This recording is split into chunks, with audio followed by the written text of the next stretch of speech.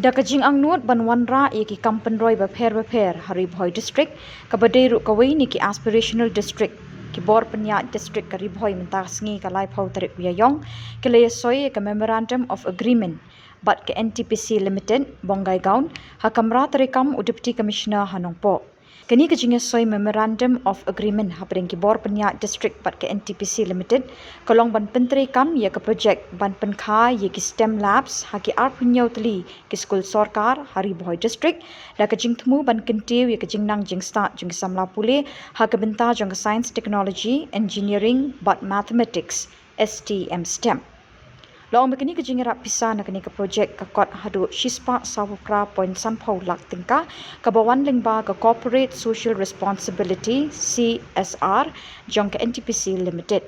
Kini ke jinga trilang ke long shibenta ban penklanya ke puli puthi bat ban ailat i kena puli ban yo jing hikai ke bapaka ke benta jong ke science bat ke jinga te jinga day jong ke technology. Hakini ke jinga lang ban Iasoi ke memorandum of agreement la sakhilang da deputy commissioner ke Bhoi district Shri Abhilash Baranwal IAS peringkat bekihe nong nikmat na ke Ntpc limited.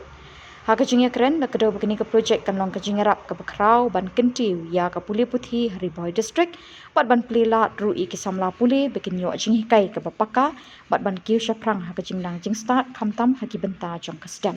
As you rightly said, today we signed an MOU with Ntpc Bongai Gaon for setting up 27 STEM labs, science, technology, engineering and mathematics labs across 27 different schools of Bhoi. These will be secondary, higher secondary schools. Bhoi being an aspirational district, whenever we approach central government companies for any CSR help, especially in fields of health and education, they are more than responsive.